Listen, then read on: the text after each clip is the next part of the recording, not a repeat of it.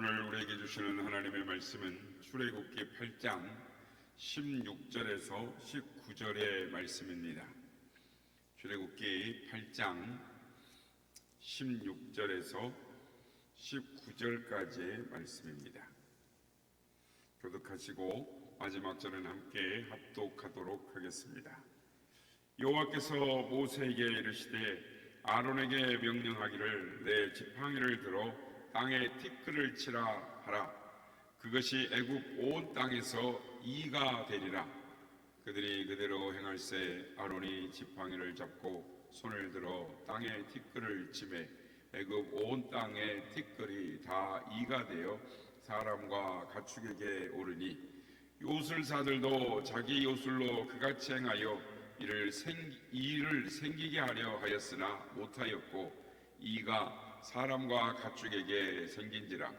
요술사가 바로에게 말하되 이는 하나님의 권능이니이다 하였으나 바로의 마음이 완악하게 되어 그들의 말을 듣지 아니하였으니 여호와의 말씀과 같더라. 아멘. 할렐루야. 오늘도 우리 예배 가운데 함께 하신 주님을 찬양합니다. 오늘은 10가지 재앙 중에 이 재앙에 대해서 살펴보려고 합니다. 어제는 우리가 이 피 재앙이 했는데 오늘은 이 재앙에 대한 이 기록은 이제 10가지 재앙 중에 가장 짧게 딱 3절만, 4절만이 기록되어 있는 구절인데요. 그런데 이 구절이 가장 짧다 해서 피해의 정도가 가장 약하다라고 생각해서는 안 됩니다.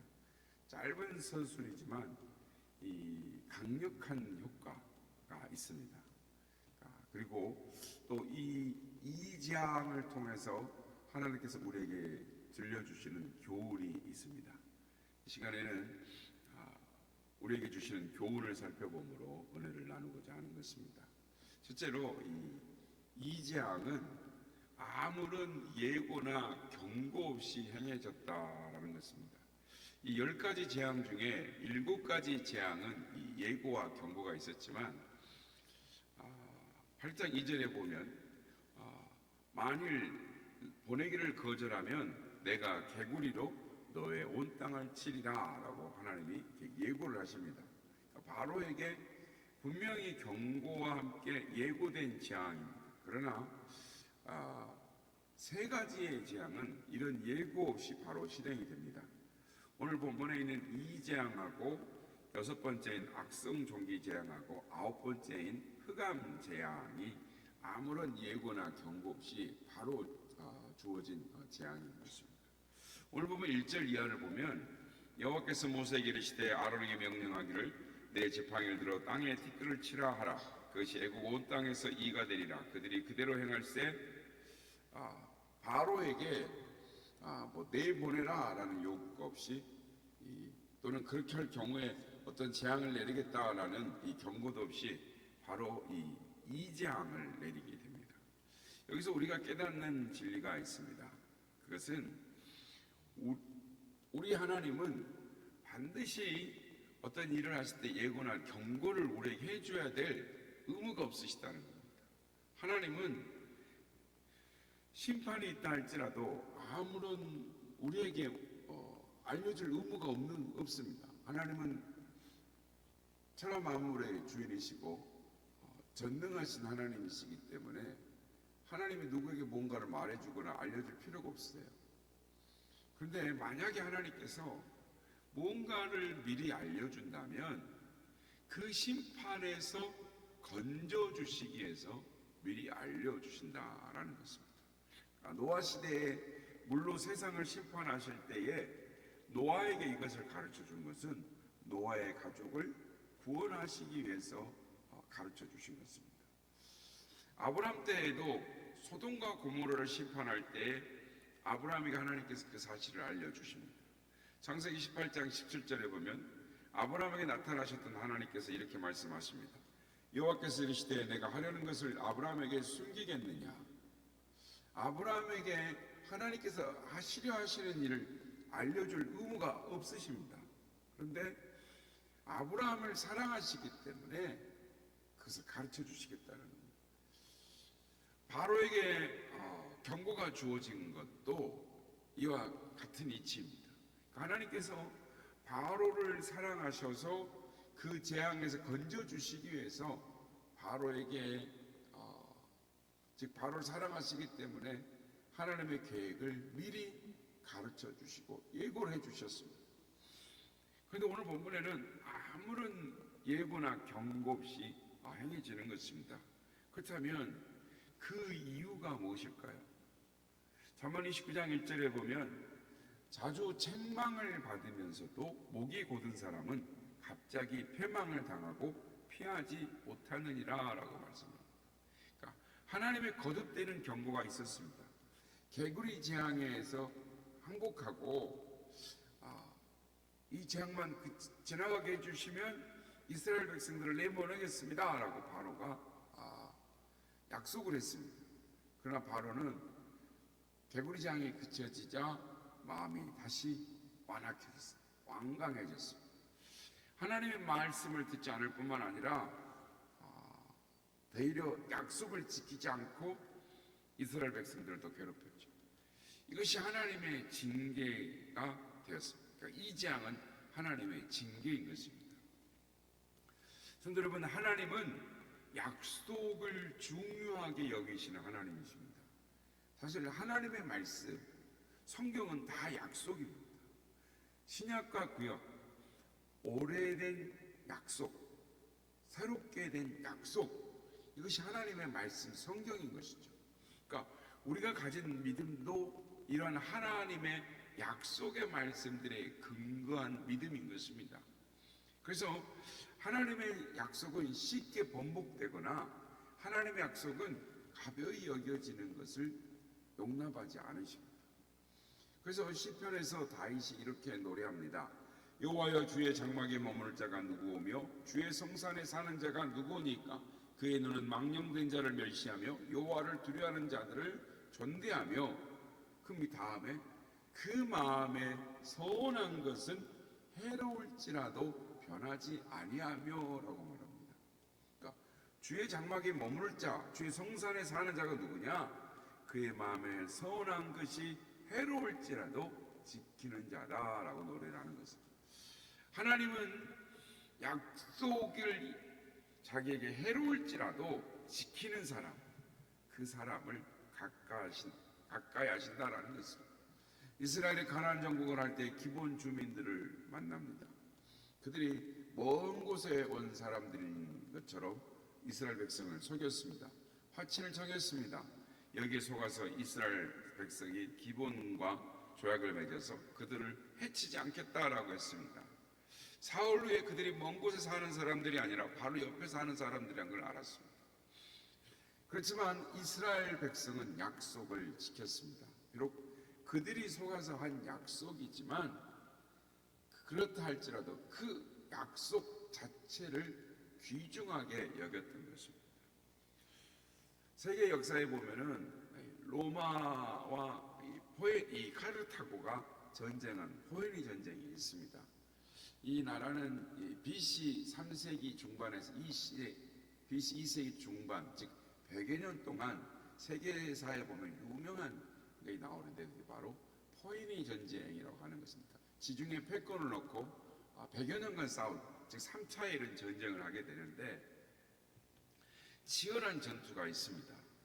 그런데 점차 카르타고가 수세에 몰리다가 로마의 장군인 이 레귤러스 장군을 포로로 잡게 됩니다.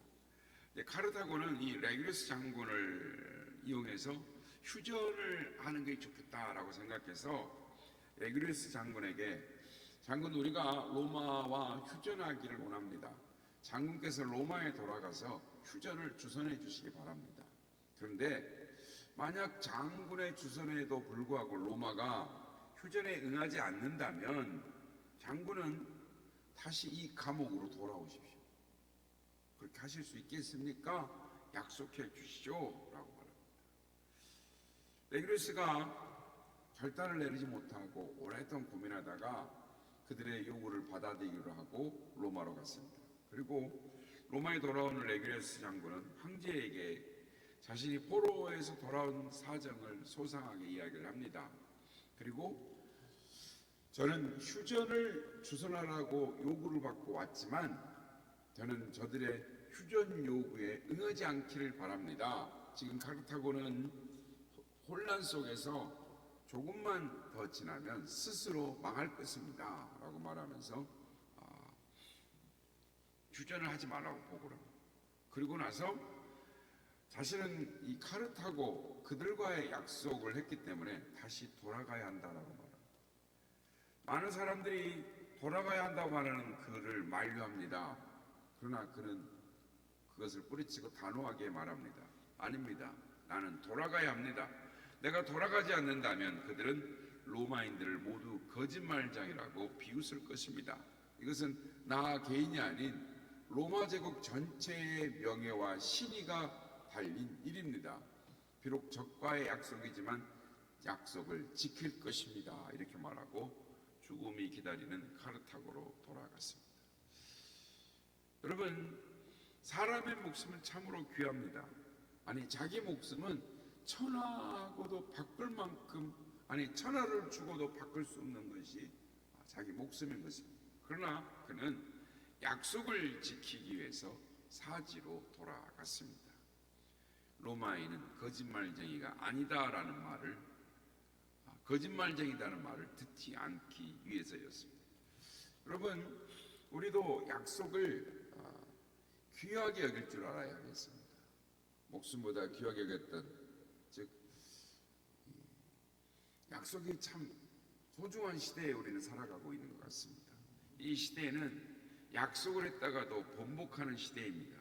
상황과 형편에 따라서 자기 유익한 대로 행동하는 시대인 것입니다. 그래서 화장실 갈 때하고 나올 때 마음이 다르다라는 말처럼 이 시대에는 네그리스 장군의 신의가 정말 절실한 때다라고 생각이 됩니다.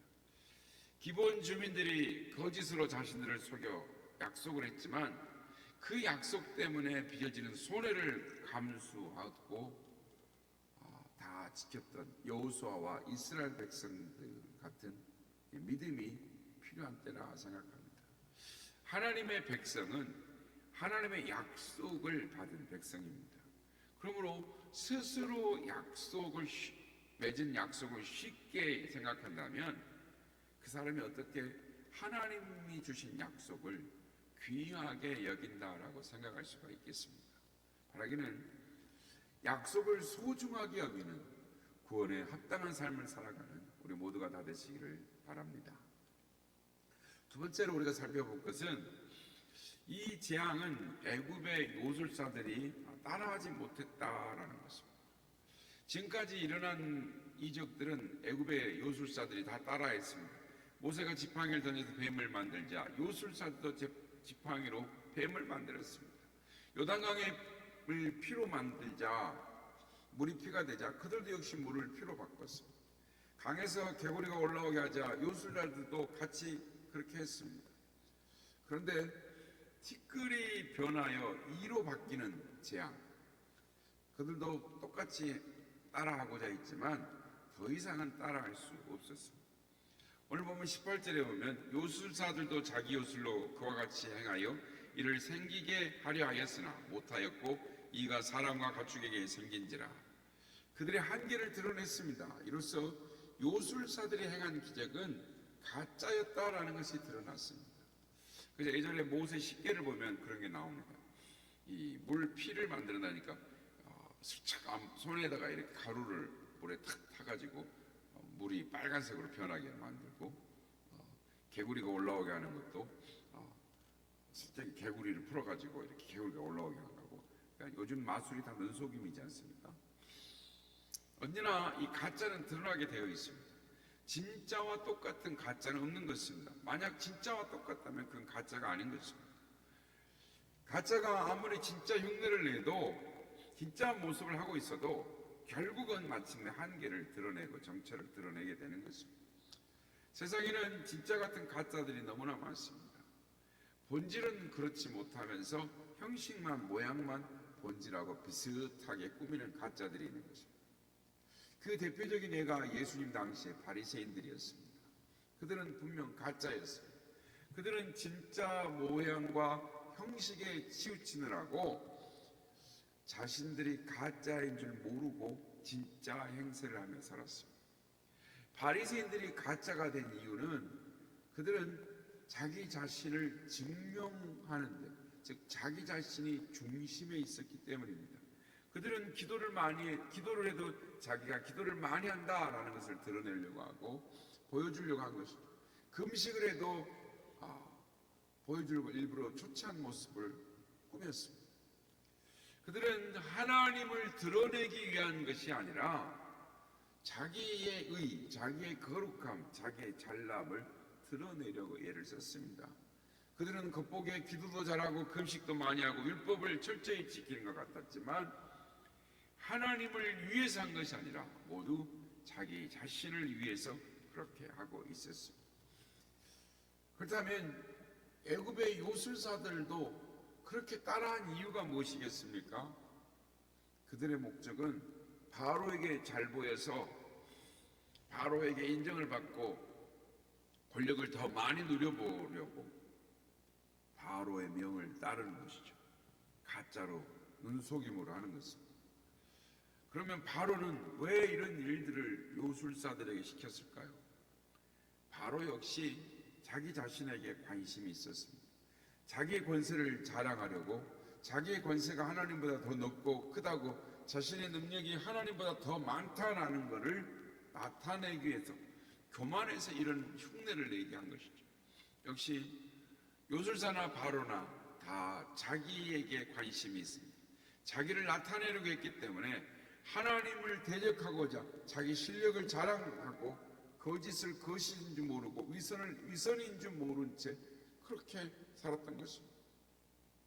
그렇다면 모세와 아론은 왜 그런 기적을 행했을까요? 모세와 아론은 하나님께서 그렇게 하라고 하셨기 때문에 했습니다. 모세와 아론은 자기의 능력을 드러내기 위해서가 아니라 하나님을 알리기 위해서, 하나님을 여호와로 세상에 하나님 같은 분이 없다라는 것을 알리기 위해서 하나님의 말씀에 순종하기 위해서 그런 이적과 기사를 행했던 것입니다. 진짜와 가짜의 차이가 여기에 있는 것입니다. 어떤 기적이든 봉사든 사랑이든 자기를 위해서, 자기 자랑을 위해서 행한다면 그것은 가짜인 것입니다. 그것은 진짜를 모방한 모조품에 불과한 것입니다. 그러나 비록 작은 것이라 할지라도 하나님을 드러내려고 했다면 그것은 진짜인 것입니다. 그 내용이 짧을지라도, 증거하는 말이 별로 없을지라도 그건 참인 것입니다. 여러분, 우리가 전도를 강조하는데 전도가 무엇입니까? 전도는 교회에 데리고 나오는 것이 전도가 아니라, 교회 부흥의 수단이 전도가 아니라, 진짜 전도는 하나님을 보여주는 것입니다. 예수 그리스도의 사랑을 보여주는 것입니다. 자기의 사람을 잘하는 것이 전도가 아니라, 교회를 자랑하는 것이 전도가 아니라, 전도는 하나님을 나타내야 하는 것입니다. 물론 전도하다가 자기 자랑할 수 있습니다. 교회 자랑할 수 있습니다. 그러나 그거는 하나님을 나타내는 수단일 뿐입니다. 그것이 본질이 아니단 말입니다. 교회도 본질이 아니고 교회 자체나 목적이 본질이 아닙니다. 오직 교회가 존재하는 이유는 하나님을 나타내는 데 있습니다. 하나님의 사랑을 증거하는 데 있습니다. 그래서 우리가 본질을 놓치게 되면 가짜가 되는 것입니다. 본질을 놓치면 위선자가 되고 마는 것입니다. 본질을 잃어버리면 외식주의자, 형식주의자가 되고 마는 것입니다. 우리의 영원한 목표, 하나님이신 것입니다. 하나님을 드러내는 도구요 수단이 집중할 때 우리는 본질에 충실해야 하는 것입니다. 그런데 혹여 내 욕심이, 또 내 자랑이 그 본질을 가리고 있을 때가 있다라는 것입니다. 그렇다면 십자가에 쳐서 복종시켜야 하는 것입니다. 내 교회가 그 본질을 어둡게 하고 있다면 십자가 밑에 바로 서기 위해서 기도해야 하는 것입니다. 그렇습니다. 우리는 우리의 삶의 모든 부분들이 하나님 앞에 본질의 말씀 앞에 서 있는가를 항상 점검해야 하는 것입니다. 그럴 때 본질에 합당한, 즉 구원에 합당한 삶을 살아 하나님께 영광을 드러내는 삶을 살아갈 수 있습니다. 오늘도 우리가 본질 앞에 서 있는지, 본질에 충실하고 있는지를 점검함으로 말미암아 하나님 뜻에 합당한 삶, 구원에 합당한 삶, 하나님께 영광을 돌려드리는 삶을 살아가는 우리 모두가 다 되시기를 예수님의 이름으로 축복합니다. 성취하신 구세주를 내가 찬송하리라. 내게 자유 주시려고 주가 구원하기를. 크신 사랑 찬양하네. 나의 죄 사려고 십자가에 죽임당한 나의 죄 찬양하네. 내가 구원받은 순간 기뻐 찬바리라. 내 죄 모두 담당하신 주의 사랑 크소라. 크신 사랑 찬양하리. 나의 죄 사려고 십자가에 죽임당한 나의 죄 찬양하리. 승리하신 구세주를 내가 찬송하리라.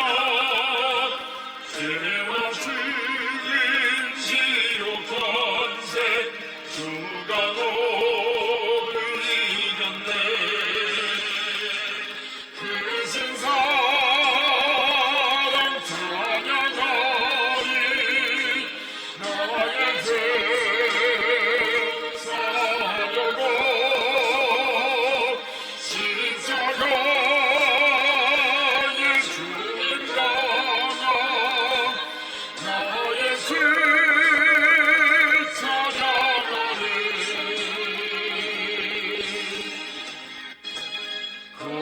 고마우신 구세주를 내가 찬송하리라. 죽음에서 생명으로 나를 인도하셨네. 크신 사랑 찬양하리.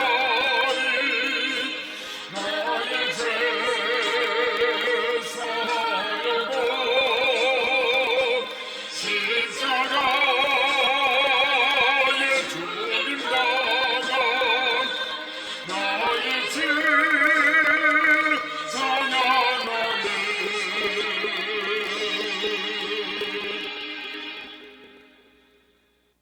하나님은 약속을 귀하게 여기십니다. 그러므로 오늘도 하나님의 약속에 세워진 우리의 믿음, 하나님의 약속을 끝까지 믿고 붙들므로, 또한 하나님의 말씀의 본질에 충실해서 하나님을 드러내고 예수 그리스도의 사랑을 드러내는 삶을 살아가는 우리가 되게 하여 주시옵소서. 이렇게 기도하기 원합니다.